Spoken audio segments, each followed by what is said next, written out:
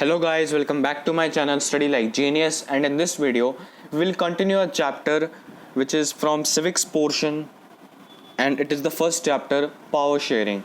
So guys, in the previous video we have learnt about Belgium, what was its problem and how they rectify it. So guys, इस video में बात करें श्रीलंका में क्या problem थी और उन्होंने इसके लिए क्या क्या किया. सो गाइस, चलिए वीडियो स्टार्ट करते हैं.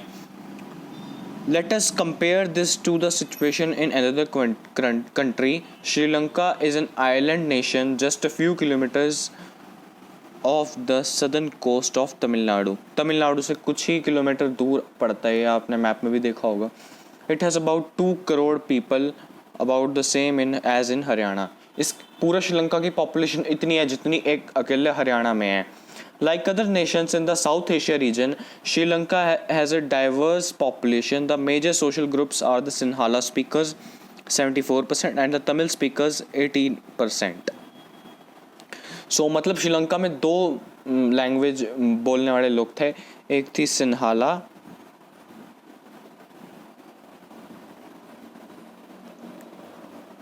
दूसरी थी तमिल.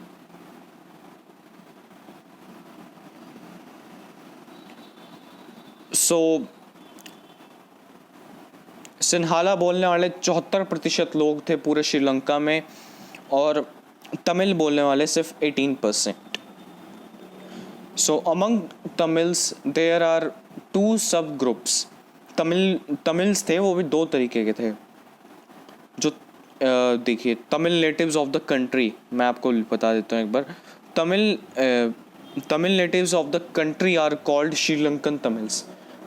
जो तमिल श्रीलंका के ही हैं, मतलब उनका ओरिजिन ही श्रीलंका है, उन्हें हम श्रीलंकन तमिल्स कहते हैं, और उनका प्रोपोर्शन 13% है.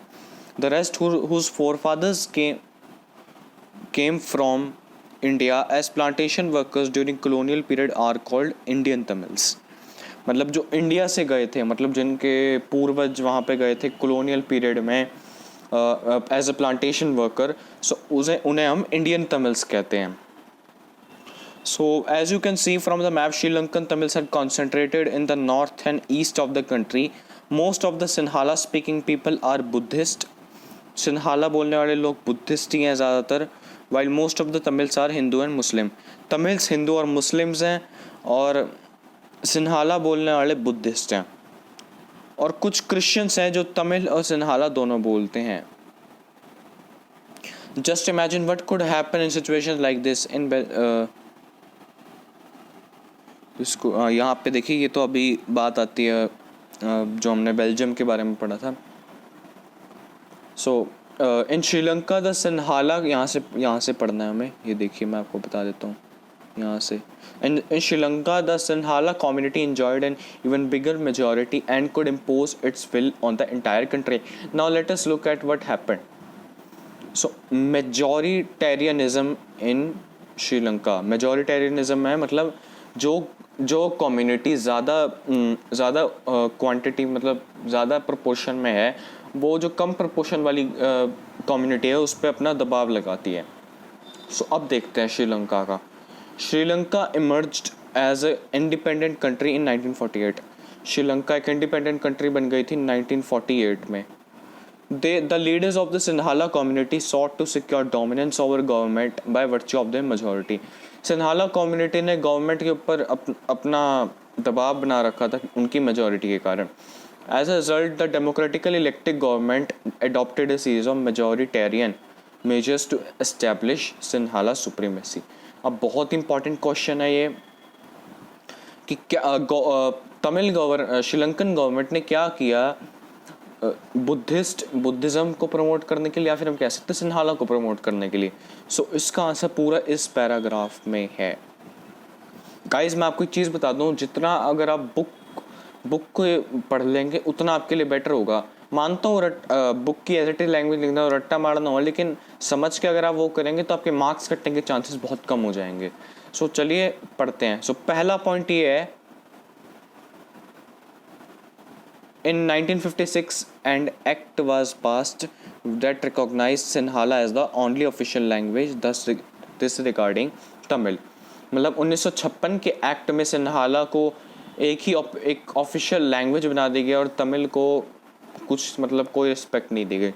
Second, the governments followed preferential policies that favored Sinhala applicants for university positions and government jobs.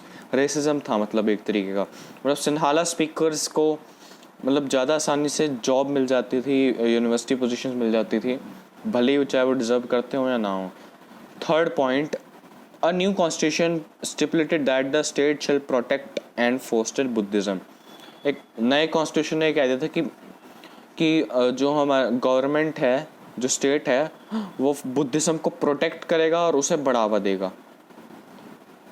All these government measures coming one after the other gradually increase the feeling of alienation among the Sri Lankan Tamils.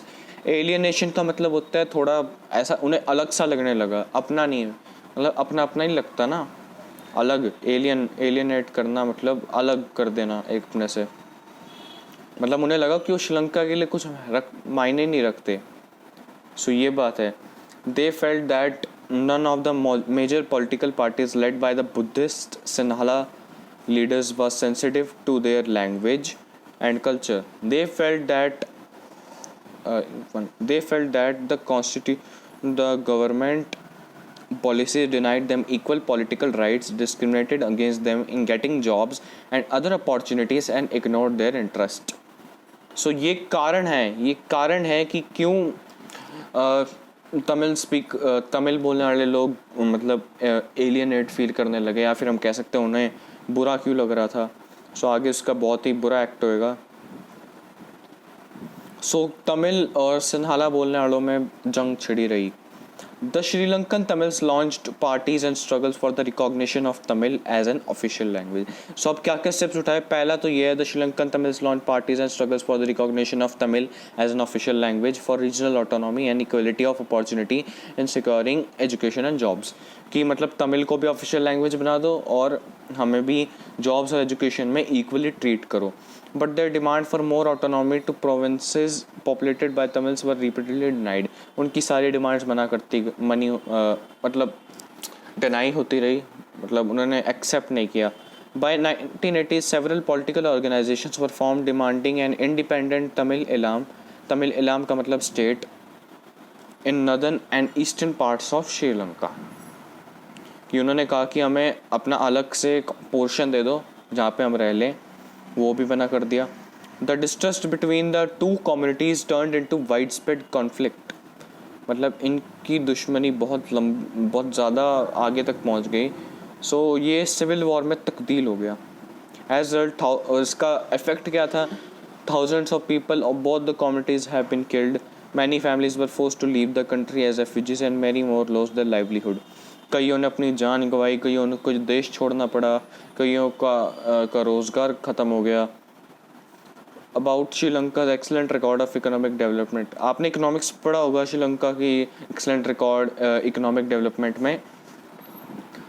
पर क्या हुआ? The civil war has caused a terrible shock to the social, cultural and economic life of the country. So वहाँ की social, cultural और economic life को बहुत बड़ा झटका लगा। ये 2009 में जाके ख़त्म हुआ। सो आप देख लीजिए। सो अभी मैं आपको कंक्लूजन थोड़ा सा बता देता हूँ कि बेल्जियम वालों की जो प्रॉब्लम थी वो भी इतनी बड़ी जा सकती थी, बट उन्होंने पावर शेयरिंग करके इस बात को रोक दिया और हल्की सी भी लड़ाई नहीं हुई। श्रीलंका ने पावर शेयरिंग करने से मना कर दिया और उनके यहाँ सिविल वॉर हो गई। सो ये सीधा मतलब कहानी से ही बता रहा है कि पावर शेयरिंग कितनी इंपॉर्टेंट है। सो गाइस आज की वीडियो ही ख़त्म करते हैं। अगर आपको वीडियो पसंद आए तो इसे लाइक करें, कमेंट करें, शेयर करें, मेरे चैनल को सब्सक्राइब भी करें। और गाइस नेक्स्ट वीडियो में हमें पूरा चैप्टर फिनिश कर देंगे। सो चलिए गाइस, बाय।